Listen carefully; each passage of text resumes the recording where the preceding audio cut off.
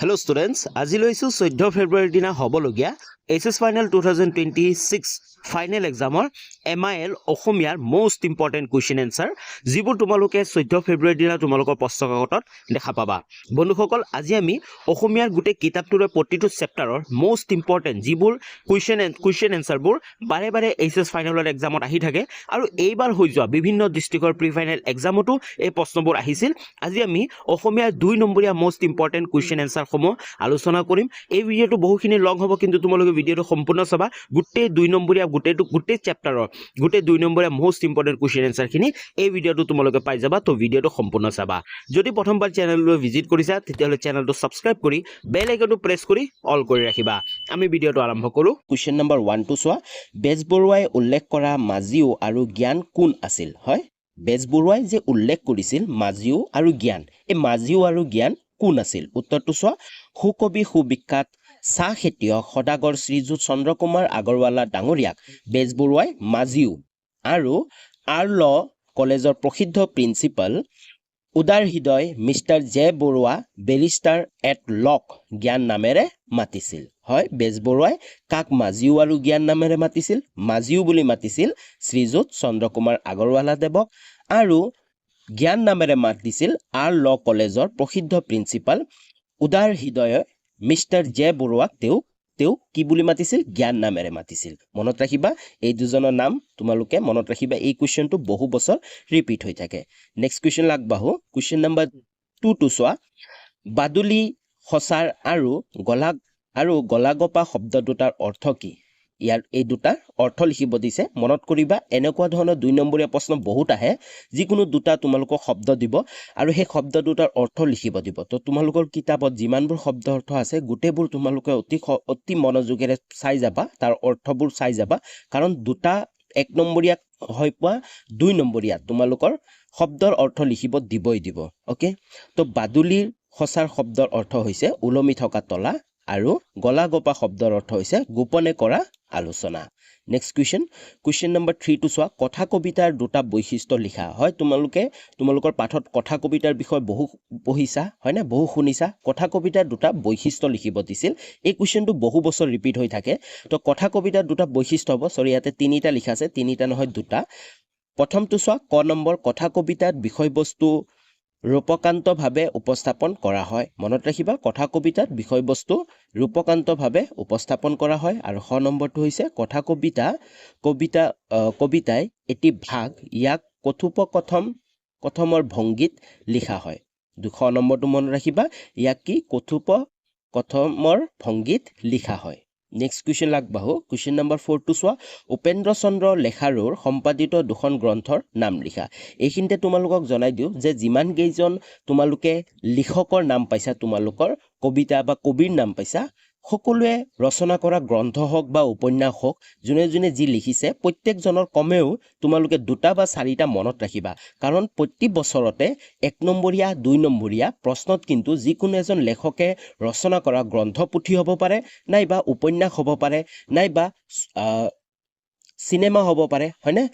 চলচ্চিত্ৰ হ'ব পাৰে, তেওঁলোকৰ লিখিব দিয়ে কিন্তু। তো তোমালোকে মনত ৰাখিবা, কাৰণ প্ৰত্যেক বছৰে এনেকুৱা ধৰণৰ কুৱেশ্যন আহি থাকে। তো এই ভিডিঅ'তে তোমালোকে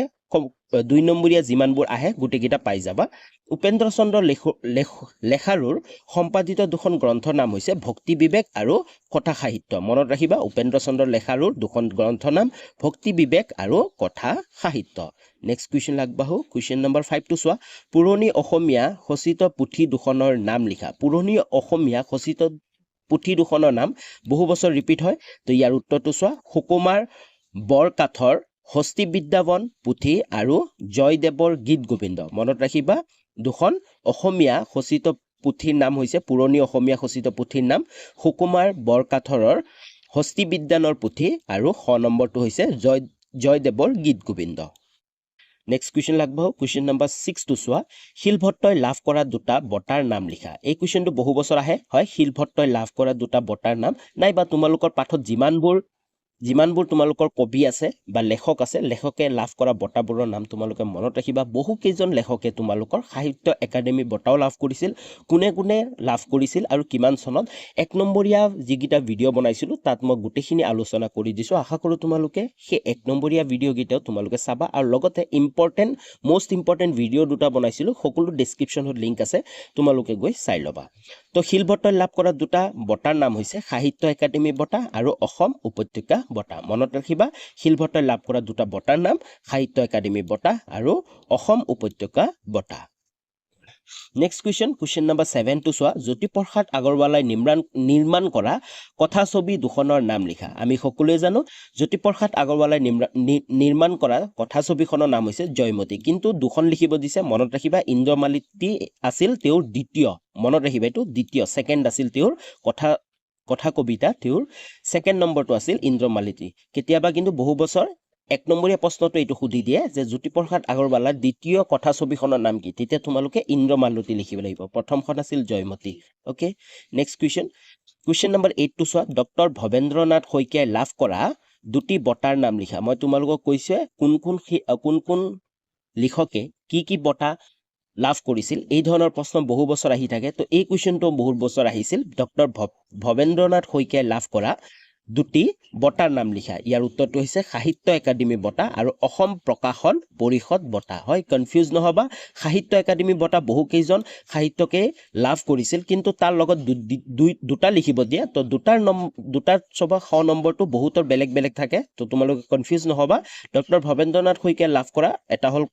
সাহিত্য একাডেমি বঁটা আৰু খ নম্বৰটো হৈছে অসম প্ৰকাশন পৰিষদ বঁটা নেক্সট কুৱেশ্যন আগবাঢ়ো কুৱেশ্যন নম্বৰ 9 টো চোৱা বৰগীত কাক বোলে হয় অতি গুৰুত্বপূৰ্ণ ইম্পৰ্টেণ্ট তোমালোকৰ আহি থাকে বহু বছৰ বৰগীত কাক বোলে ইয়াৰ উত্তৰটো চোৱা বৰগীত হ'ল মহাপুৰুষ শ্ৰীমন্ত শংকৰদেৱ আৰু মাধৱদেৱে ভাৰতীয় উচ্চাংগ সংগীতৰ আৰ্হিত ৰচনা কৰা এক শ্ৰেণীৰ ভক্তিমূলক আধ্যাত্মিক গীত হয় বৰগীত কি এক নম্বৰীয়া যদি আহে ডাইৰেক্ট এইখিনি লিখিলে হ'ব বৰগীত হ'ল মহাপুৰুষ শ্ৰীমন্ত শংকৰদেৱ আৰু মাধৱদেৱে ভাৰতীয় উচ্চাংগ সংগীতৰ আৰ্হিত ৰচনা কৰা এক শ্ৰেণীৰ ভক্তিমূলক আৰু আধ্যাত্মিক গীত তাৰপিছত চোৱা যিহেতু 2 নম্বৰৰ কাৰণে দিছিল ডক্টৰ বাণীকান্ত কাকতিয়ে বৰগীতক নোবেল নাম্বাৰছ কালিৰাম মেধিয়ে গ্ৰেট সং বা সং কেলেচিয়েল আৰু অসমীয়া ভাষা আৰু সাহিত্য বুৰঞ্জী প্ৰণেতা দেৱেন্দ্ৰনাথ বৰুৱাই হলি সং বুলিছে হয় কোনে কি বুলিছিল এই বৰগীতসমূহ গোটেইখিনি তোমালোকে এই উত্তৰটোতে পাই যাবা তাৰপিছত চোৱা বৰগীতৰ ভাষা ব্ৰজাৱলী মনত ৰাখিবা এক নম্বৰীয়া বহুবাৰ ৰিপিট হয় বৰগীতৰ ভাষা কি বৰগীতৰ ভাষা হ'ল ব্ৰজাৱলী ভাষা এই পৰ্যন্ত শংকৰদেৱে 34টা আৰু মাধৱদেৱে 157টা বৰগীত উদ্ধাৰ কৰা হৈছে আৰু এই পৰ্যন্ত শংকৰদেৱৰ আৰু মাধৱদেৱৰ কিমানটা বৰগীত উদ্ধাৰ কৰা হৈছে বা ৰচনা কৰিছে গোটেইখিনি আছে নেক্সট কুৱেশ্যন আগবাঢ়ো কুৱেশ্যন নম্বৰ 10 টো চোৱা মফিজুদ্দিন আহমেদ হাজৰিকাৰ কবিতা দুটা বৈশিষ্ট্য লিখা মফিজুদ্দিন আলী হাজৰিকাৰ কবিতাৰ দুটা বৈশিষ্ট্য হ'ল উত্তৰটো চোৱা ঘৰুৱা জতুৱা ঠাচেৰে কবিতাৰ ভাৱ প্ৰকাশ কৰা হয় প্ৰথম বৈশিষ্ট্যটোৱে হ'ল তেওঁৰ কবিতাত ঘৰুৱা যি জতুৱাৰ ঠাচসমূহ আছে এই ঠাচেৰে কবিতাৰ ভাৱ প্ৰকাশ কৰা হয় আৰু খ নম্বৰটো হৈছে কবিতাৰ মাজত আধ্যাত্মিক ভাৱ প্ৰকাশ আৰু এই কবিতাৰ মাজত তেওঁৰ আধ্যাত্মিক ভাৱ প্ৰকাশ পায় নেক্সট কুৱেশ্যন নম্বৰ 11 টো চোৱা নলিনীবালা দেৱী জীৱনীমূলক গ্ৰন্থ দুখনৰ নাম লিখা হয় নলিনীবালা দেৱীৰ জীৱনীমূলক গ্ৰন্থ দুখনৰ নাম মই অলপ আগতে তোমালোকক কৈছিলোঁ প্ৰত্যেকজন সাহিত্যিকৰ তোমালোকৰ গ্ৰন্থৰ নাম জানিবই লাগিব তো উত্তৰটো চোৱা নলিনীবালা দেৱীৰ জীৱনীমূলক পুথি স্মৃতি তীৰ্থ কিমান চনত প্ৰকাশ পাইছিল সেইটো লিখা আছে আৰু বিশ্বদীপা মনত ৰাখিবা স্মৃতি তীৰ্থ আৰু বিশ্বদীপা নলিনীবালা দেৱীৰ দুখন গ্ৰন্থৰ নাম জীৱনীমূলক গ্ৰন্থ নেক্সট কুৱেশ্যন আগবাঢ়ো কুৱেশ্যন নম্বৰ 12 টো চোৱা জ্যোতিপ্ৰসাদ আগৰৱালাৰ জন্ম কিমান চনত আৰু ক'ত হৈছিল অতি গুৰুত্বপূৰ্ণ প্ৰশ্ন বহু বছৰ আহি থাকে 1903 চনত ডিব্ৰুগড় জিলাৰ তামোলবাৰী চাহ বাগিচাত জ্যোতিপ্ৰসাদ আগৰৱালাৰ জন্ম হৈছিল হয় বহুতে জানে আমি একেবাৰে এলপি স্কুলতে পঢ়ি আহিছিলোঁ জ্যোতিপ্ৰসাদ আগৰৱালাৰ জন্ম কিমান চনত হৈছিল 1903 চনত ক'ত হৈছিল ডিব্ৰুগড় জিলাৰ তামোলবাৰী চাহ বাগিচাত জ্যোতিপ্ৰসাদ আগৰৱালাৰ জন্ম হৈছিল নেক্সট কুৱেশ্যন নম্বৰ 13 টো চোৱা কাঠমিস্ত্ৰীয়ে ব্যৱহাৰ কৰা দুবিধ সঁজুলিৰ নাম লিখা এইটো পাঠৰ ভিতৰৰ পৰা আহিছে বহু বছৰ ৰিপিট হৈছিল ইয়াৰ উত্তৰটো হৈছে ৰান্দা আৰু বাটালি নেক্সট কুৱেশ্যন নম্বৰ 14 টো চোৱা ডাঙৰি আৰু তৰাজুৰি শব্দ দুটাৰ অৰ্থ লিখা মই কৈছিলোঁ যে শব্দৰ অৰ্থ 2 নম্বৰীয়া প্ৰশ্নত বহুবাৰ আহি থাকে আৰু আহিয়ে থাকে এইটো ৰিপিট হৈ থাকে উত্তৰটো চোৱা ডাঙৰি শব্দৰ অৰ্থ হৈছে ধানৰ সৰু সৰু মুঠি একেলগে কৰি বন্ধা ডাঙৰ মুঠা তাকে কি ডাঙৰি বুলি কয় মানে সৰু ধানৰ সৰু মুঠি একেলগ কৰি যেতিয়া ডাঙৰকে বান্ধিব তাকে ডাঙৰি বুলি কয় আৰু তৰাজুৰি কাক কয় তৰাজুৰি হৈছে তৰা গছৰ জৰি নেক্সট কুৱেশ্যন নম্বৰ 15 টো চোৱা নৱকান্ত বৰুৱাৰ দুখন শিশু উপযোগী গ্ৰন্থৰ নাম লিখা হয় নৱকান্ত বৰুৱাৰ দুখন শিশু উপযোগী গ্ৰন্থৰ নাম হৈছে আখৰৰ জখলা আৰু শিয়ালি পালেগৈ ৰতনপুৰ মনত ৰাখিবা নৱকান্ত বৰুৱাৰ দুখন শিশু উপযোগী গ্ৰন্থ হৈছে আখৰৰ জখলা আৰু শিয়ালি পালেগৈ ৰতনপুৰ নেক্সট কুৱেশ্যন নম্বৰ 16 টো চোৱা নিৰ্মল প্ৰভা বৰদলৈ দুখন গীতৰ পুথিৰ নাম লিখা মই বাৰে তোমালোকক কৈ আছো প্ৰত্যেকজন সাহিত্যিকৰ তেওঁলোকৰ গীতৰ পুথি হ'ব পাৰে নাইবা তেওঁলোকে ৰচনা কৰা যিকোনো দুটা পুথি হ'ব পাৰে নাম আহে তো নিৰ্মল প্ৰভা বৰদলৈ দুখন গীতৰ পুথিৰ নাম হৈছে সোণবৰঙীয়া আই আৰু সুৰীয়া মাত মনত ৰাখিবা সোণবৰণীয়া আই আৰু সুৰীয়া মাত নিৰ্মল প্ৰভা বৰদলৈ দুখন গীতৰ পুথিৰ নাম নেক্সট কুৱেশ্যন নম্বৰ 17 টো চোৱা ভাৰতীয় দৰ্শনে মূল্যবোধক কি শ্ৰেণীত ভাগ কৰিছে ইয়াৰ উত্তৰটো চোৱা ভাৰতীয় দৰ্শনে মূল্যবোধক 4টা শ্ৰেণীত ভাগ কৰিছে কটো হ'ল ধৰ্ম অৰ্থ কাম আৰু মুখ্য কি ধৰ্ম অৰ্থ কাম আৰু মুখ্য নেক্সট কুৱেশ্যন নম্বৰ 18 টো চোৱা কৈশোৰ কালৰ বাবে প্ৰস্তুত কৰা মাধ্যমিক স্তৰৰ পাঠ্যক্ৰমত থকা 4টা মৌলিক বিষয় কি হয় কৈশোৰ কালৰ বাবে প্ৰস্তুত কৰা মাধ্যমিক স্তৰৰ পাঠ্যক্ৰমত থকা 4টা মৌলিক বিষয় কি ইয়াৰ উত্তৰটো হৈছে গণিত সমাজ বিজ্ঞান আৰু ভাষাৰ শিক্ষণ মনত ৰাখিবা গণিত সমাজ বিজ্ঞান আৰু ভাষাৰ শিক্ষণ বহু বছৰ আহিছিল এই কুৱেশ্যনটো ৰিপিট হৈ থাকে নেক্সট কুৱেশ্যন নম্বৰ 19 টো চোৱা সহজ অৰ্থত মূল্যবোধ মানে কি হয় সহজ অৰ্থত মূল্যবোধ মানে কি ইয়াৰ উত্তৰটো চোৱা সহজ অৰ্থত মূল্যবোধ হৈছে আমাৰ সামাজিক জীৱন সুস্থভাৱে পৰিচালনা কৰিবৰ বাবে বা সামাজিক জীৱন নিয়ন্ত্ৰণ কৰিবৰ বাবে কিছুমান নীতি আৰু আদৰ্শ যিবোৰ মানুহে শিক্ষণ আৰু সামাজিকৰণৰ যোগেদি আয়ত্ত কৰে তো তাকে আমি কি ক'ব পাৰো সহজ অৰ্থত মূল্যবোধ বুজি পাইছা সহজ অৰ্থত মূল্যবোধ হৈছে আমাৰ সামাজিক জীৱন সুস্থভাৱে পৰিচালনা কৰিবৰ বাবে বা সামাজিক জীৱন নিয়ন্ত্ৰণ কৰাৰ বাবে কিছুমান নীতি আৰু আদৰ্শ যিবোৰ মানুহে শিক্ষণ আৰু সামাজিকৰণৰ যোগেদি আয়ত্ত কৰে তো সেইবোৰকে কি বুলি কোৱা হ'ব সহজ অৰ্থত মূল্যবোধ বুলি কোৱা হ'ব বুজি পাইছা নেক্সট কুৱেশ্যন নম্বৰ 20 টো চোৱা লক্ষ্মীনাথ বেজবৰুৱাৰ গুৱাহাটীক ভাল লগা দুটা কাৰণ লিখা লক্ষ্মীনাথ বেজবৰুৱাৰ গুৱাহাটীক ভাল লগা দুটা কাৰণ হৈছে ঐতিহাসিক উৎকৰ্ষ আৰু প্ৰাকৃতিক সৌন্দৰ্য বুজি পাইছা নেক্সট কুৱেশ্যন লাগবাহু কুৱেশ্যন নম্বৰ 21 টো চোৱা প্ৰকৃষ্ট আৰু অনিয়া শব্দ দুটাৰ অৰ্থ কি প্ৰকৃষ্ট আৰু অনিয়া শব্দ দুটাৰ অৰ্থ কি ইয়াৰ উত্তৰটো চোৱা প্ৰকৃষ্ট শব্দৰ অৰ্থটো হৈছে উত্তম বা ভাল আৰু অইয়া আনি শব্দৰ অৰ্থ হৈছে পৰস্পৰক অস্বীকাৰ কৰা হয় অনিয়া আনি এইটো অলপ ভুল হৈছে অনিয়া আনি শব্দৰ অৰ্থ হৈছে পৰস্পৰক অস্বীকাৰ কৰা মনত ৰাখিবা নেক্সট কুৱেশ্যন 22 নম্বৰ কুৱেশ্যনটো চোৱা কোনগৰাকী বিদেশী সাহিত্যিকৰ কোনটো কথা কবিতাৰ লগত মগনিয়াৰ সাদৃশ্য আছে হয় ইয়াৰ উত্তৰটো হৈছে দা বেগাৰ নামৰ ৰুছ কথা কবিতাটোৰ লগত মগনিয়াৰ কবিতাটো সাদৃশ্য আছে নেক্সট কুৱেশ্যন 23 নম্বৰ কুৱেশ্যনটো চোৱা বৃহৎ সংহিতা আৰু যশস্তিমূলক দুখনৰ ৰচক কোন ইয়াৰ উত্তৰটো চোৱা বৃহৎ সংহিতাৰ ৰচক হৈছে সোমদেৱ আৰু যশস্তিমূলকৰ ৰচক হৈছে Bora Mihir next question number 25 টো চোৱা চুটি গল্পৰ দুটা বৈশিষ্ট্য লিখা হয় চুটি গল্পৰ দুটা বৈশিষ্ট্য ইয়াৰ উত্তৰটো চোৱা অলৰেডি আমি আগৰ 1 নম্বৰীয়া আৰু ইম্পৰ্টেণ্ট ভিডিঅ'ত আলোচনা কৰিছিলোঁ ইয়াৰ উত্তৰটো হৈছে চোৱা 1 নম্বৰ আৰম্ভণি আকস্মিক আৰু সামৰণি নাটকীয় চুটিগল্পৰ প্ৰধান বৈশিষ্ট্য হৈছে আৰম্ভণি আকস্মিক আৰু সামৰণি নাটকীয় হ'ব আৰু দ্বিতীয়টো হৈছে শেষ হৈও যেন শেষ নহ'লে এনে ভাৱ থাকিব লাগে হয় শেষ হৈ গ'লেও এনে ভাৱ হ'ব লাগিব যে শেষ হ'ব নালাগিছিল বুজি পাইছা নেক্সট কুৱেশ্যন আগবাঢ়ো কুৱেশ্যন নম্বৰ 26 টো চোৱা জয়মতী কথাছবিখন গুৱাহাটীত কোন চনত কোন তাৰিখে মুক্তি লাভ কৰিছিল ইয়াৰ উত্তৰটো তোমালোকে মনত ৰাখিবা জয়মতী কথাছবিখন 1935 চনৰ 20 মাৰ্চ তাৰিখে গুৱাহাটীত অথবা অসমত মুক্তি লাভ কৰিছিল নেক্সট কুৱেশ্যন নম্বৰ 27 টো চোৱা শিলভট্টই কোনখন উপন্যাসৰ বাবে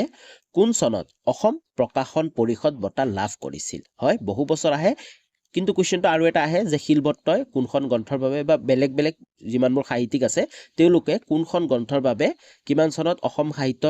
বঁটা লাভ কৰিছিল তেনেকৈ প্ৰশ্নটো বহুবাৰ আহে আমি 1 নম্বৰীয়া আৰু ইম্পৰ্টেণ্ট কুৱেশ্যন আলোচনা কৰিছিলোঁ ডেছক্ৰিপশ্যনতে লিংক আছে গোটেইবোৰ তোমালোকে চাই ল'ব পাৰা তো ইয়াৰ উত্তৰটো চোৱা শিলভট্টই কোনখন উপন্যাসৰ বাবে অনুসন্ধান উপন্যাসৰ বাবে 1990 চনত অসম প্ৰকাশন পৰিষদ বঁটা লাভ কৰিছিল মনত ৰাখিবা অনুসন্ধান উপন্যাসৰ বাবে 1990 চনত অসম প্ৰকাশন পৰিষদ বঁটা লাভ কৰিছিল শিলভট্টই নেক্সট কুৱেশ্যন নম্বৰ 28 টো চোৱা বৈজ্ঞানিক মানসিকতা কাক বোলে অতি ইম্পৰ্টেণ্ট কুৱেশ্যন 2 নম্বৰৰ বহু বছৰ আহি থাকে ইয়াৰ উত্তৰটো চোৱা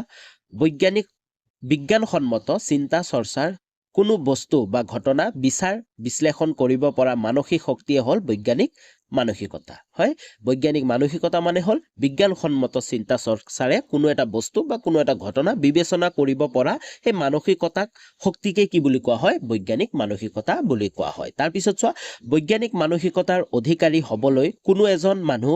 বিজ্ঞানৰ উচ্চ ডিগ্ৰীধাৰী হোৱা প্ৰয়োজন নাই হয় বৈজ্ঞানিক মানসিকতা হ'বলৈ কোনো এজন মানুহ যে উচ্চ বৈজ্ঞানিক ডিগ্ৰী থাকিব লাগিব তেনেকুৱা কোনো কথা নহয় প্ৰয়োজন নাই তাৰ কাৰণে আনহাতে বিজ্ঞানৰ উচ্চ ডিগ্ৰীধাৰী হ'লেও কোনো লোকৰ বৈজ্ঞানিক মানসিকতা নাথাকিব পাৰে অৰ্থাৎ তেওঁ পৰম্পৰাবাদী আৰু অন্ধবিশ্বাস হ'ব পাৰে যদি কিছুমান মানুহৰ বৈজ্ঞানিক বা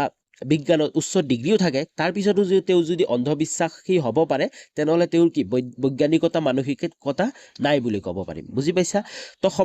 সমাজৰ নিৰক্ষৰ হোজা লোক এজনো বৈজ্ঞানিক মানসিকতাৰ অধিকাৰী হ'ব পাৰে তো সমাজৰ এজন অশিক্ষিত নিৰক্ষৰ মানে অশিক্ষিত ব্যক্তি এজনো কি হ'ব পাৰে তেওঁ যদি বিজ্ঞানসন্মত চিন্তাধাৰা আছে তেওঁ কি হ'ব পাৰিব বৈজ্ঞানিক মানসিকতাৰ অধিকাৰী হ'ব পাৰিব এজন ডিগ্ৰী লোৱাৰ পৰাও বুজি পাইছা আশা কৰোঁ তোমালোক উত্তৰটো বুজি পাইছা নেক্সট কুৱেশ্যন নম্বৰ 29 টো চোৱা শংকৰদেৱ আৰু মাধৱদেৱে মুঠ কেইটা বৰগীত ৰচনা কৰিছিল এই কুৱেশ্যনটো অলৰেডি আমি আলোচনা কৰি আহিলোঁ উত্তৰটো লিখিব নালাগিছিল তোমালোকে কমেণ্ট কৰি জনাব লাগিছিল তথাপিতো তোমালোকে উত্তৰটো চাই লোৱা নেক্সট কুৱেশ্যন নম্বৰ 32 চোৱা সত্য ৰজ তম গুণ কি ইয়াৰ উত্তৰটো চোৱা সত্য তম তামু আদি তিনিটা গুণতে অৰ্থাৎ জগতৰ স্থিতি আৰু লয় হয় সত্য গুণ অধিকাৰী হ'লে জ্ঞান আৰু সুখ পোৱা যায় আৰু ৰজগুণে দুখ নমাই আনে আৰু তমগুণে জীৱনলৈ অজ্ঞানতা নমাই আনে অথচ সৃষ্টিকৰ্তাজন এইকেইটা দিশত সম্পূৰ্ণ জ্ঞানী যি কাৰণে তেওঁ জগতৰ জীৱনমূলক ভালদৰে পৰিচালনা কৰিবলৈ সক্ষম হয় ওকে নেক্সট কুৱেশ্যন নম্বৰ 31 টো চোৱা নলিনীবালা দেৱীৰ আধ্যাত্মিক ভাৱৰ ব্যঞ্জনা প্ৰতিধ্বনিত হোৱা দুখন কাব্য গ্ৰন্থৰ নাম লিখা ইয়াৰ উত্তৰটো হৈছে অলকানন্দা আৰু জাগৃতি নেক্সট কুৱেশ্যন নম্বৰ 32 টো চোৱা কাঠমিস্ত্ৰীৰ ঘৰ কবিতাটি প্ৰথম কোন চনত আৰু কোনখন মুখ্য পত্ৰত প্ৰকাশ পাইছিল ইয়াৰ উত্তৰটো চোৱা 1939 চনত জয়ন্তীত কি হৈছিল প্ৰকাশ পাইছিল কুৱেশ্যন নম্বৰ 33 টো চোৱা আঘোণৰ পথাৰত কাম আৰু কাম কবিয়ে আঘোণৰ পথাৰত থকা কি কামৰ বিষয়ে ইংগিত কৰিছে হয় আঘোণৰ পথাৰত কাম আৰু কাম এই কথাষাৰত কবিয়ে আঘোণৰ পথাৰত কি কামৰ বিষয়ে ইংগিত কৰিছে ইয়াৰ উত্তৰটো হৈছে চোৱা দাৱনীয়ে ধান আৰু পাহুৱাল ডেকাই দাঙি সেইবোৰ ঘৰলৈ অনা কামৰ কথা ইংগিত কৰিছে হয় ডাঙৰি শব্দৰ অৰ্থ আমি অলপ আগতে আলোচনা কৰিছিলোঁ তো তোমালোকে যদিও বুজি পোৱা নাই তেনেহ'লে তোমালোকে বুজি পাব লাগে যে ডাঙৰি মানে কি সৰু ধানৰ মুঠাৰে ডাঙৰ এটা মুঠা যেতিয়া বান্ধা হয় তাকে ডাঙৰি বুলি কোৱা হয় নেক্সট কুৱেশ্যন নম্বৰ 34 টো চোৱা কোন চনত আৰু ক'ত নৱকান্ত বৰুৱাৰ জন্ম হৈছিল এনেকুৱা ধৰণৰ প্ৰশ্ন বহুবাৰ আহে তোমালোকে নিজে চালা আৰু ওপৰতো আমি অলৰেডি আলোচনা কৰি আহিছিলোঁ ইয়াৰ উত্তৰটো চোৱা নৱকান্ত বৰুৱা 1926 চনত গুৱাহাটীত জন্ম হৈছিল নেক্সট কুৱেশ্যন নম্বৰ 35 টো চোৱা মূল্যবোধ সমূহৰ অৰ্থ উদ্দেশ্য আৰু ব্যৱহাৰ অনুসৰি চাৰিটা উল্লেখযোগ্য প্ৰকাৰৰ নাম লিখা ইয়াৰ উত্তৰটো হৈছে সহযোগিতা পৰিষ্কাৰ পৰিচ্ছন্নতা নম্ৰতা আৰু সংযম নেক্সট কুৱেশ্যন নম্বৰ 36 টো চোৱা কৈশোৰ কালৰ বাবে প্ৰস্তুত কৰা মাধ্যমিক স্তৰৰ পাঠ্যক্ৰমত থকা প্ৰাথমিক আৰু মৌলিক বিষয়বস্তু কেইটা কি এই কুৱেশ্যনটো অলৰেডি আমি আলোচনা কৰি আহিছোঁ কিন্তু কুৱেশ্যনটো অলপ বেলেগ ধৰণে আহিছিল ইয়াতে অকমান চেঞ্জেছ আহিছে কিন্তু উত্তৰকেইটা একেই চোৱা আমি আলোচনা কৰিছিলোঁ ভাষা শিক্ষণ বিজ্ঞান হয় গণিত বিজ্ঞান আৰু সমাজ বিজ্ঞান বুজি পাইছা নেক্সট কুৱেশ্যন লাগবাহু কুৱেশ্যন নম্বৰ 38 টো চোৱা তোমাৰে আনন্দ বৰুৱাই বুলি কোনটো কবিতাত কোনে আনন্দৰাম বৰুৱাৰ প্ৰশস্তি গাঠিছে ইয়াৰ উত্তৰটো হৈছে লক্ষ্মীনাথ বেজবৰুৱাই অসম সংগীত কবিতাত আনন্দৰাম বৰুৱাৰ প্ৰশস্তি গাইছে নেক্সট কুৱেশ্যন 39 নম্বৰ কুৱেশ্যনটো চোৱা বিদ্যা লাভৰ চৰম প্ৰাপ্য বা অৰ্জনীয় বিষয়টো এই দুটাই লেখকে কোন দুটা চৰম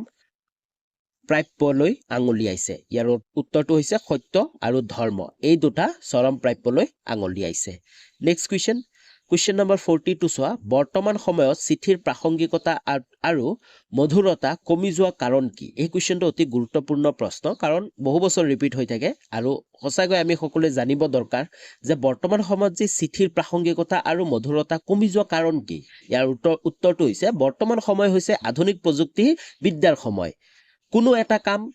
কিমান সোনকালে আৰু কম সময়ত কৰিব পাৰি তাৰ ওপৰত বেছিকৈ গুৰুত্ব দিয়া হয় mobile phone internet telephone computer আদি হৈছে ইয়াৰ বাবে একোটি উত্তম মাধ্যম যাৰ জৰিয়তে অতি দ্ৰুতভাৱে যোগাযোগ সম্ভৱ হয় সেয়ে ইয়াৰ বহুল প্ৰয়োগৰ বাবে চিঠিৰ প্ৰাসংগিকতা বৰ্তমান সময়ত কম হোৱা দেখা যায় হয় তো ইয়াৰ কাৰণে কি হৈ গৈছে এইবোৰ যি বৰ্তমান প্ৰযুক্তিবিদ্যাৰ যুগৰ কাৰণে mobile phone internet telephone computer এইবোৰ কি হৈছে অতি উত্তম মাধ্যম অতি দ্ৰুত গতিৰে অতি দ্ৰুতভাৱে যোগাযোগ সম্ভৱ কৰা তো চিঠিৰ মেইন কাৰণটো কি আছিল যোগাযোগ সম্ভৱ কৰা আগত যেতিয়া এইবোৰ আধুনিক প্ৰযুক্তিবোৰ নাছিল তেতিয়া চিঠিয়ে একমাত্ৰ উপায় আছিল কিন্তু বৰ্তমান সময়ত যেহেতু অতিৰিক্ত আধুনিক প্ৰযুক্তিবিদ্যা ওলাই গ'ল যাৰ যোগেদি আমি অতি দ্ৰুতভাৱে সংযোগ স্থাপন কৰিব পাৰো তো তাৰ কাৰণে বৰ্তমান সময়ত চিঠিৰ যি প্ৰাসংগিকতা আছিল সেইটো কমি গৈছে নেক্সট কুৱেশ্যন নম্বৰ 41 টো চোৱা কাৰ্বি ভাষাৰ প্ৰথম ছবিখনৰ নাম কি পৰিচালক গৰাকীৰ নাম লিখা হয় অতি ইম্পৰ্টেণ্ট কুৱেশ্যন কাৰ্বি ভাষাৰ প্ৰথম ছবিখনৰ নাম হৈছে জিৰ চং আৰু পৰিচালক আছিল প্ৰফুল্ল শইকীয়া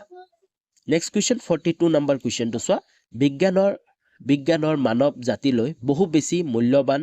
অৱদান কি ইয়াৰ উত্তৰটো হৈছে বৈজ্ঞানিক চিন্তাধাৰা বৈজ্ঞানিক পদ্ধতি বৈজ্ঞানিক মনোভাৱ নেক্সট কুৱেশ্যন 43 নম্বৰ কুৱেশ্যনটো চোৱা মুকুতা আৰু জাংফাই জোনাক ছবি দুখনৰ পৰিচালক দুগৰাকীৰ নাম লিখা তো মুকুতা পৰিচালক আছিল ব্ৰজেন বৰুৱা আৰু জাংফাই জোনাকৰ পৰিচালক আছিল সঞ্জীৱ সভা পণ্ডিত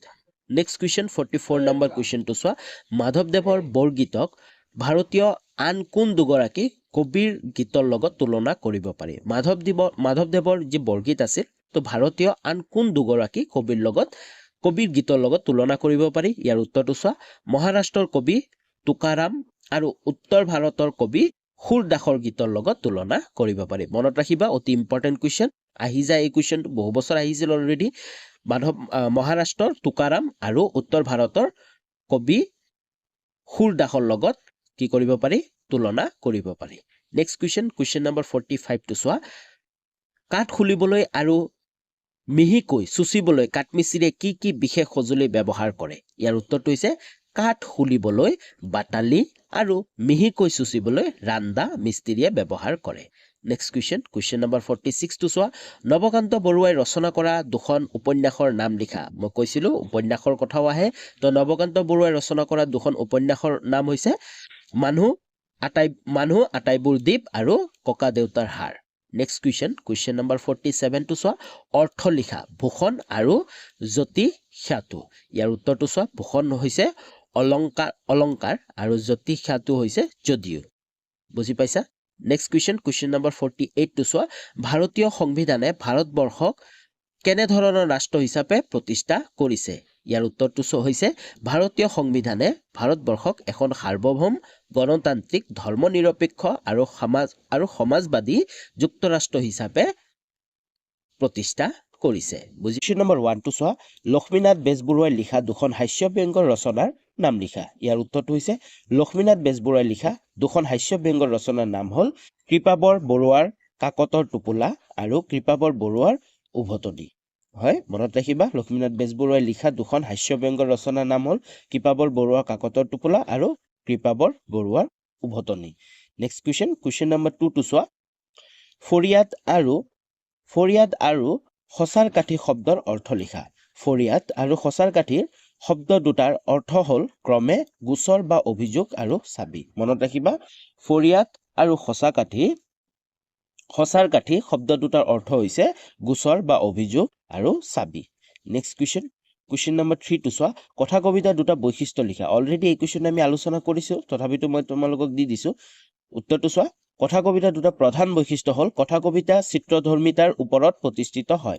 মনত ৰাখিবা ক নম্বৰটো কথা কবিতা চিত্ৰধৰ্মিতাৰ ওপৰত প্ৰতিষ্ঠিত হয় আৰু খ নম্বৰটো হৈছে কথা কবিতাত ভাৱে প্ৰধান বস্তু ইয়াত এটা মাত্ৰ কেন্দ্ৰস্থ ভাৱ থাকে আৰু ইয়াত কিটা এটা মাত্ৰ কেন্দ্ৰস্থ ভাৱ থাকে ওকে নেক্সট কুৱেশ্যন নম্বৰ 4 টো চোৱা তোমাৰে আনন্দ বৰুৱাই কবিতাৰ শাৰীটো কোনজন কবিৰ কোনটো কবিতাৰ পৰা তুলি অনা হৈছে তোমাৰে আনন্দ বৰুৱাই এই কবিতা শাৰীটো লক্ষ্মীনাথ বেজবৰুৱাৰ অসম সংগীত নামৰ কবিতা পুথিৰ পৰা অনা হৈছে মনত ৰাখিবা তোমাৰে আনন্দ বৰুৱাই এই কুৱেশ্যনটো বহু বছৰ ৰিপিট হয় বুজি পাইছা বহু বছৰ ৰিপিট হৈছে তোমালোকে যদি আগৰ বছৰ প্ৰশ্নটো চাইছা তেতিয়া তোমালোকে দেখা পাবা এই প্ৰশ্নটো বহুবাৰ ৰিপিট হোৱা দেখা যায় তোমাৰে আনন্দ বৰুৱাই কবিতাৰ শাৰীটো লক্ষ্মীনাথ বেজবৰুৱাৰ অসম সংগীত নামৰ কবিতাৰ পৰা তুলি অনা হৈছে নেক্সট কুৱেশ্যন নম্বৰ 5 টো চোৱা হস্তি বিদ্যাৰ্ণৱ পুথি শীৰ্ষক প্ৰবন্ধটো কোন চনত কোনখন আলোচনীত প্ৰকাশ পাইছিল হয় ইয়াৰ উত্তৰটো হৈছে ডক্টৰ সূৰ্য কুমাৰ ভূঞাৰ দ্বাৰা ৰচিত হস্তি বিদ্যাৰ্ণৱ পুথি শীৰ্ষক প্ৰবন্ধটো 1953তম শুক্লেশ্বৰ বৰা সম্পাদিত জয়ন্তী আলোচনীত প্ৰকাশ পাইছিল মনত ৰাখিবা এই যে হস্তি বিদ্যাৰ্ণৱ ডক্টৰ সূৰ্য কুমাৰ ভূঞাৰ দ্বাৰা ৰচিত হস্তি বিদ্যাৰ্ণৱ পুথি আছিল এই পুথিটো 1953তম যি শুক্লেশ্বৰ বৰা সম্পাদিত জয়ন্তী আলোচনী আছিল এই আলোচনীখনত প্ৰকাশ পাইছিল কুৱেশ্যন নম্বৰ 6 টো চোৱা প্ৰকৃত ত্যাগ মানে কি বুজা ইয়াৰ উত্তৰটো চোৱা প্ৰকৃত ত্যাগ বা বৈৰাগ্য এটা বিশেষ মনোধৰ্ম কি হয় ত্যাগ বা বৈৰাগ্য এটা বিশেষ মনোধৰ্ম নোহোৱাৰ নালাগে বোলা ত্যাগ প্ৰকৃত ত্যাগ নহয় যদি নোহোৱাৰ নালাগে বোলা ত্যাগ সেইটো প্ৰকৃত ত্যাগ নহয় থাকিও সংযতভাৱে ভোগ কৰা আৰু সংবিভাজনৰ দ্বাৰা সমৃদ্ধিৰ সদগতি ঘটোৱাহে প্ৰকৃত ত্যাগ অৰ্থাৎ নিজৰ আৰ্জন পৰিয়াল আৰু সমাজক অৰ্পণ কৰি নিজে ভোগ কৰাটোহে প্ৰকৃত ত্যাগ তো কি হৈছে প্ৰকৃত ত্যাগ তো তোমালোকে উত্তৰটো ধুনীয়াকে চাই ল'ব পাৰা নেক্সট কুৱেশ্যন নম্বৰ 7 টো চোৱা এৰাবাটৰ সুৰ কবি ছবিখনৰ কণ্ঠদান কৰা ভাৰতৰ দুগৰাকী সংগীত প্ৰতিভাদৰ নাম লিখা ইয়াৰ উত্তৰটো হৈছে এৰাবাটৰ সুৰ ছবিখনত কণ্ঠদান কৰা দুগৰাকী সংগীত প্ৰতিভা লতা মংগেশকৰ আৰু হেমন্ত মুখাৰ্জী মনত ৰাখিবা যি এৰাবাটৰ সুৰ ছবিখন আছিল এই ছবিখনত কণ্ঠদান কৰা দুগৰাকী ভাৰতৰ সংগীতকাৰ কোন আছিল লতা মংগেশকৰ আৰু হেমন্ত মুখাৰ্জী বহু বছৰ আহি থাকে ইম্পৰ্টেণ্ট কুৱেশ্যন হয় নেক্সট কুৱেশ্যন নম্বৰ 8 টো চোৱা বিজ্ঞানীৰ কাম কি ইয়াৰ উত্তৰটো চোৱা আমাৰ বিশ্ব ব্ৰহ্মাণ্ডখনৰ ৰহস্য উদ্ঘাটনৰ ব্যৱস্থাটোৱে হ'ল বিজ্ঞান হয় বিজ্ঞান মানে কি আমাৰ যি বিশ্ব ব্ৰহ্মাণ্ডখন আছে তাৰ ৰহস্য উদ্ঘাটনৰ ব্যৱস্থাটোৱে হ'ল বিজ্ঞান এই ব্যৱস্থাটো এটা সুজংবদ্ধ ব্যাখ্যা দি পৰীক্ষা কৰি চাব পৰাকৈ পৰ্যবেক্ষণ কৰা জোখমাখ লোৱা তথ্য অনুসন্ধান কৰা বস্তু বা ঘটনাবোৰ ধৰ্ম বা চৰিত্ৰ ফহিয়াই চাই তাৰ বিষয়ে এটা সিদ্ধান্তলৈ অহা এইবোৰ হ'ল বিজ্ঞানীৰ কাম তো এইবোৰে কি হয় বিজ্ঞানীৰ কাম ওকে নেক্সট কুৱেশ্যন নম্বৰ 9 টো চোৱা কোন দুগৰাকী সাহিত্যিকৰ ৰচনাৰ আমলত যতীন্দ্ৰনাথ দুৱৰাই কথা কবিতা লিখিছিল অতিকৈ গুৰুত্বপূৰ্ণ প্ৰশ্ন কোন দুগৰাকী সাহিত্যিকৰ ৰচনাৰ আলমত যতীন্দ্ৰনাথ দুৱৰাই কথা কবিতা লিখিছিল ইয়াৰ উত্তৰটো হৈছে ৰুছ সাহিত্যিক আইভান টুৰগেনিভ আৰু আফ্ৰিকাৰ লেখিকা অনিভ স্কাইনাৰৰ ৰচনাৰ আলমত যতীন্দ্ৰনাথ দুৱৰাই কথা কবিতা লিখিছিল ওকে তো উত্তৰটো চাই লোৱা তোমালোকে মনত ৰাখিবা কোন দুগৰাকী আছিল এই দুগৰাকীৰ নামকেইটা চাই লোৱা নেক্সট কুৱেশ্যন নম্বৰ 10 টো চোৱা অসমীয়া আৰু ভাৰতীয় হিচাপে ভাৰতীয় প্ৰশাসনিক সেৱা প্ৰতিযোগিতাত আনন্দৰাম বৰুৱাৰ স্থান কি আছিল হয় অসমীয়া আৰু ভাৰতীয় হিচাপে ভাৰতীয় প্ৰশাসনিক সেৱাত প্ৰতিযোগিতাত আনন্দৰাম বৰুৱাৰ স্থান কি আছিল অতিকৈ গুৰুত্বপূৰ্ণ আনন্দৰাম বৰুৱাৰ যি ভাৰতৰ প্ৰশাসনিক সেৱাৰ তেওঁৰ স্থান কি আছিল অসমীয়া আৰু ভাৰতীয় হিচাপে ইয়াৰ উত্তৰটো চোৱা অসমীয়া হিচাপে প্ৰথম স্থান ভাৰতীয় হিচাপে পঞ্চম স্থান অধিকাৰ কৰি আনন্দৰাম বৰুৱাই ভাৰতীয় প্ৰশাসনিক সেৱা প্ৰতিযোগিতাত কৃতজ্ঞতা লাভ কৰিছিল মনত ৰাখিবা অসমীয়া হিচাপে প্ৰথম অসমীয়া কি আছিল তেওঁ প্ৰথম অসমীয়া IAS অফিচাৰ আছিল আৰু কি আছিল ভাৰতীয় হিচাপে তেওঁ পঞ্চম স্থানত আছিল ওকে নেক্সট কুৱেশ্যন নম্বৰ 11 টো চোৱা হস্তি বিদ্যাৰ নব পুথিখনৰ বিচিত্ৰ চিত্ৰকলাৰ বিষয়ে প্ৰশংসা কৰি যোৱা দুগৰাকী খ্যাতনামা পুৰুষৰ নাম লিখা ইয়াৰ উত্তৰটো হৈছে হস্তিৰ বিদ্যাৰ নব পুথিখনৰ বিচিত্ৰ চিত্ৰকলাৰ বিষয়ে প্ৰশংসা কৰি যোৱা দুগৰাকী খ্যাতনামা পুৰুষ হ'ল মহাত্মা গান্ধী আৰু Jawaharlal Nehru next question number 12 টো চোৱা প্ৰতিধ্বনি ছবিখন কোনে কোনটো জনগোষ্ঠীৰ লোককথা ভেটি নিৰ্মাণ কৰিছিল ইয়াৰ উত্তৰটো হৈছে ডক্টৰ ভূপেন হাজৰিকাই খাচী জনগোষ্ঠীৰ লোকসকলৰ ভেটি প্ৰতিধ্বনি ছবিখন নিৰ্মাণ কৰিছিল হয় মনত ৰাখিবা যি প্ৰতিধ্বনি ছবিখন আছিল কোনে নিৰ্মাণ কৰিছিল ডক্টৰ ভূপেন হাজৰিকাই আৰু এই ছবিখন কোনটো জনগোষ্ঠীৰ লোককথাৰ ভেটি নিৰ্মাণ কৰিছিল ইয়াৰ উত্তৰটো হৈছে খাচী জনগোষ্ঠীৰ লোকসকলৰ কথা নেক্সট কুৱেশ্যন নম্বৰ 13 টো চোৱা পৰ্যবেক্ষণৰ বাবে এজন বিজ্ঞানীৰ হাতত সততে থাকিবলগীয়া দুবিধ যন্ত্ৰৰ নাম লিখা ইয়াৰ উত্তৰটো হৈছে পৰ্যবেক্ষণৰ বাবে এজন বিজ্ঞানীৰ হাতত সততে থাকিবলগীয়া দুবিধ যন্ত্ৰ হ'ল অনুবীক্ষণ যন্ত্ৰ আৰু লেজাৰ ৰশ্মি কি অনুবীক্ষণ যন্ত্ৰ আৰু লেজাৰ ৰশ্মি কুৱেশ্যন নম্বৰ 14 টো চোৱা আমাৰ অসমৰ বাহিৰৰ কোন দুজন কবিৰ গীতৰ লগত মাধৱদেৱৰ বৰগীতৰ তুলনা কৰিব পাৰি এই কুৱেশ্যনটো আমি অলৰেডি পাৰ্ট 1 আলোচনা কৰিছিলো হয়নে এই কুৱেশ্যনটো অলপ বেলেগকে আছিল ইয়াতে অলপ বেলেগকে দিছে যে অসমৰ বাহিৰৰ কোন দুজন কবিৰ গীতৰ লগত মাধৱদেৱৰ বৰগীত তুলনা কৰিব পাৰি উত্তৰটোতো সেমে হ'ব মহাৰাষ্ট্ৰৰ কবি তুকাৰাম আৰু উত্তৰ ভাৰতৰ কবি সুৰদাসৰ গীতৰ লগত মাধৱদেৱৰ বৰগীতৰ তুলনা কৰিব পাৰি নেক্সট কুৱেশ্যন নম্বৰ 15 টো চোৱা কবিয়ে ঈশ্বৰক কিয় বিশ্বখনিকৰ বুলি অভিহিত কৰিছে হয় কবিয়ে কিয় ঈশ্বৰক বিশ্বখনিকৰ বুলি অভিহিত কৰিছে বা কবিয়ে বিশ্বখনিকৰ বুলি কাক অভিহিত কৰিছে এনেকুৱা ধৰণৰ কুৱেশ্যন 1 নম্বৰৰ কাৰণে আহি যায় তো তেতিয়া ঈশ্বৰ হ'ব হয় বা পৰমেশ্বৰ হ'ব তো ইয়াতে সুধিছে যে কবিয়ে ঈশ্বৰক কিয় বিশ্বখনিকৰ বুলি অভিহিত কৰিছে উত্তৰটো চোৱা কবিৰ মতে ঈশ্বৰে সমগ্ৰ জড়জগত জীৱ-জগতৰ সৃষ্টিকৰ্তা তেৱে খনিকৰ ৰূপে সমগ্ৰ বিশ্বকে তিল তিলকৈ গঢ়ি তুলিছে সেইবাবে কবিয়ে ঈশ্বৰক বিশ্বখনিকৰ বুলি অভিহিত কৰিছে হয় কবিৰ মতে কি ঈশ্বৰে সমগ্ৰ জড়জগত বা জীৱ-জগত সৃষ্টিকৰ্তা তেৱে খনিকৰ ৰূপে সমগ্ৰ বিশ্বকে তিল তিলাই গঢ়ি তুলিছে তো সেইবাবে কি কৈছে কবিয়ে ঈশ্বৰক বিশ্বখনিকৰ বুলি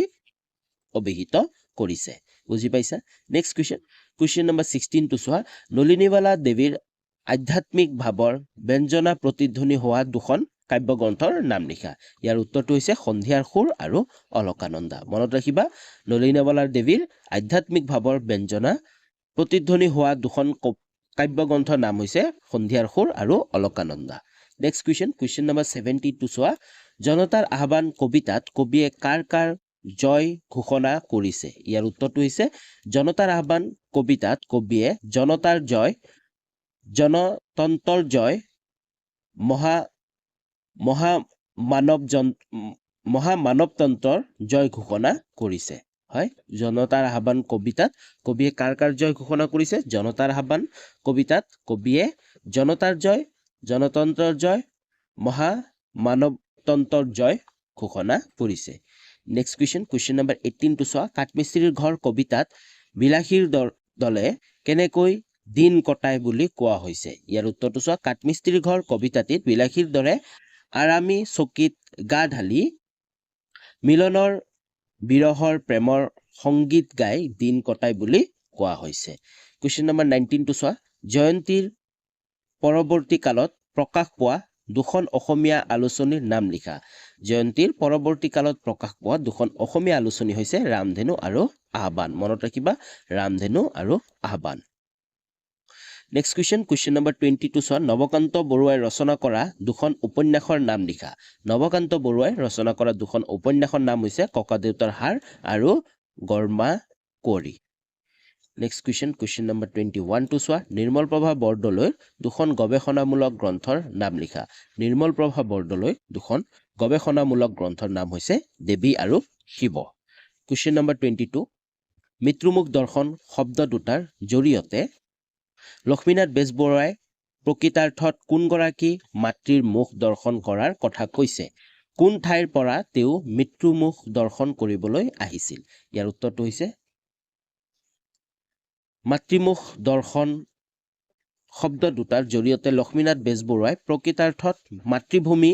মুখ দৰ্শন কৰাৰ কথা কৈছে কাৰ কথা কৈছিল প্ৰকৃততে মাতৃভূমিৰ মুখ দৰ্শন কৰাৰ কথা কৈছিল কোন ঠাইৰ পৰা তেওঁ মাতৃমুখ দৰ্শন কৰিবলৈ আহিছিল ইয়াৰ উত্তৰটো হৈছে উৰিষ্যাৰ সম্বলপুৰৰ পৰা তেওঁ মাতৃমুখ দৰ্শন কৰিবলৈ আহিছিল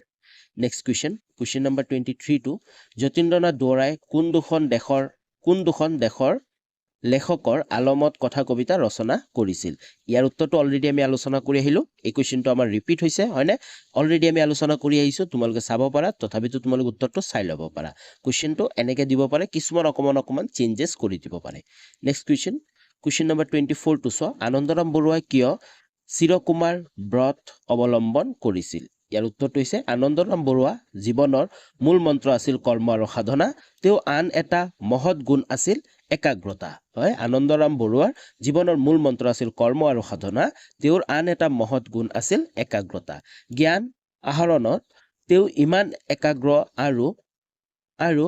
একানপতীয়া আছিল যে তাৰ বাবে তেওঁ চিৰকুমাৰ ব্ৰত অৱলম্বন কৰিছিল ওকে নেক্সট কুৱেশ্যন নম্বৰ 25 টো চোৱা অসমীয়া হাতে লিখা দুখন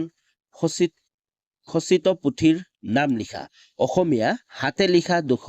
দুখন খচিত পুথিৰ নাম হ'ল গীত গোবিন্দ আৰু বনমালী দেৱৰ ৰচিত কুৱেশ্যন নম্বৰ 26 টো চোৱা প্ৰকৃত বৈৰাগী কোন উত্তৰটো চোৱা ভাৰতীয় আদৰ্শত ত্যাগ আৰু বৈৰাগ্যৰ স্থান অতি উচ্চ নোপোৱাৰ অসন্তুষ্ট উপজা বৈৰাগ প্ৰকৃত বৈৰাগ নহয় প্ৰকৃততে ত্যাগ বা বৈৰাগ এটা বিশেষ মনোধৰ্ম লগে কৈ হাবাথুৰি খাই নোপোৱাৰ পিছত বিৰক্তিৰূপ বৈৰাগ্য জীৱন যুদ্ধত পৰাজয় বৰণ তুল্য পালেও নিৰাসক্ত হৈ থকাজনহে প্ৰকৃত বৈৰাগী ওকে তো তোমালোকে দেখা পাইছা অলপ আগতে যে আমি আলোচনা কৰি আহিছিলো প্ৰকৃত ত্যাগ মানে কি তাৰে সেম উত্তৰটো হয় এইটো তো হয়তো তোমালোকৰ প্ৰকৃত ত্যাগ বা বৈৰাগী যিকোনো দিব পাৰে নেক্সট কুৱেশ্যন নম্বৰ 27 টো চোৱা শিলভট্টৰ গল্প দুটাৰ বৈশিষ্ট্য লিখা শিলভট্টৰ গল্পৰ দুটা বৈশিষ্ট্য হ'ব উত্তৰটো চোৱা শিলভট্টৰ গল্পৰ দুটা বৈশিষ্ট্য সহজ সৰল ভাষা আৰু মেদহীন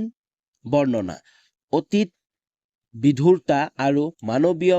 মূল্যবোধসমূহক পোহৰাই তোলাই হল শিলভট্ট গল্পৰাজিৰ অন্যতম বৈশিষ্ট্য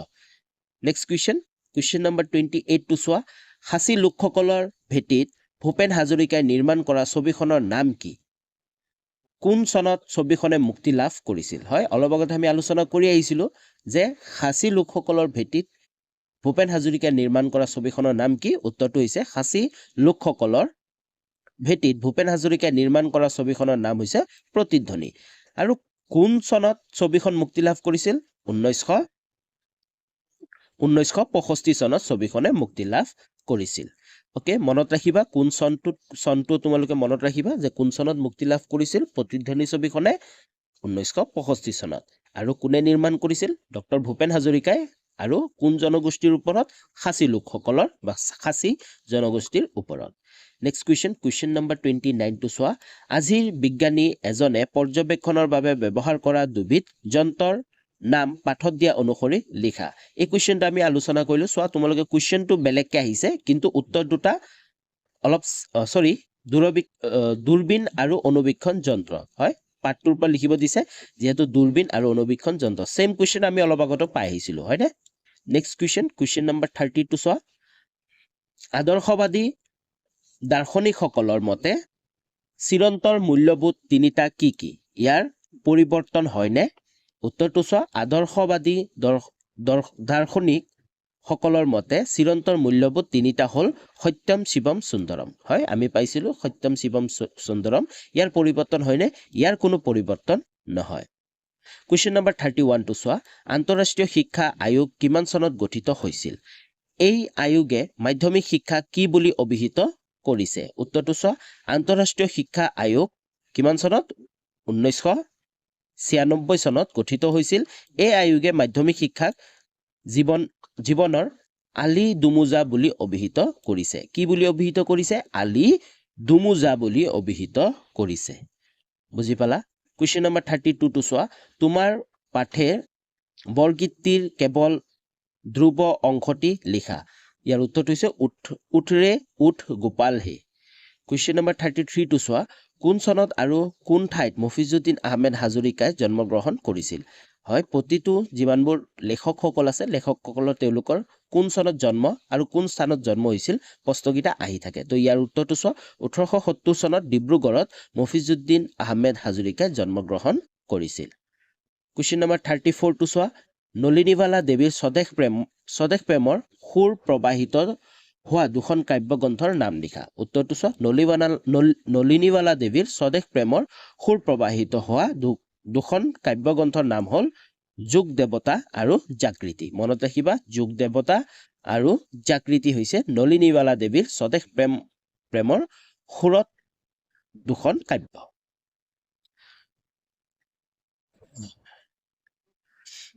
নেক্সট কুৱেশ্যন নম্বৰ 35 টো চোৱা পূজাৰ 16 বিধ উপকৰণৰ যিকোনো 4 বিধ উপকৰণৰ নাম লিখা ইয়াৰ উত্তৰটো হৈছে পূজাৰ 16 বিধ উপকৰণৰ যিকোনো 4 বিধ উপকৰণৰ নাম হ'ল ধূপ দীপ নৈবেদ্য পাদ্য আৰু আৰ্ঘ্য ইত্যাদি কুৱেশ্যন নম্বৰ 36 টো চোৱা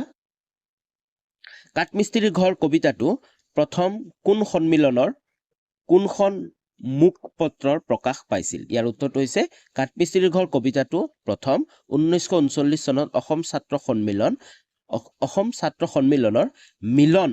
মুখ্য পত্ৰত প্ৰকাশ পাইছিল ক'ত প্ৰকাশ পাইছিল অসম ছাত্ৰ সন্মিলনৰ মিলন মুখ্য পত্ৰত প্ৰকাশ পাইছিল কুৱেশ্যন নম্বৰ 37 টো চোৱা আঘোণ কুঁৱলী কবিতাটিত বৌদেউ উদ্দেশ্যে কবিয়ে কি কথা কৈছিল হয় ইয়াৰ উত্তৰটো হৈছে আঘোণ কুঁৱলী কবিতাটিত বৌদেউ উদ্দেশ্যে কবিয়ে বৌদেউ আপুনি যে কৈছিল সেউতীয় কথা মোৰ কথা জানো সেউতীয় কৈছিল বুলি সুধিছিল okay question number next question 38 টো চোৱা লাষ্ট কুৱেশ্যন হয় এইটো অৰ্থ লিখা ঝাণ্ডা আৰু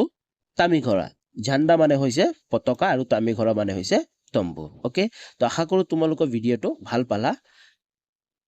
যদি তোমালোকে ভিডিঅটো ভাল পাইছা তেনেহলে লাইক এটা কৰি দিবা আৰু কমেন্ট কৰি জনাবা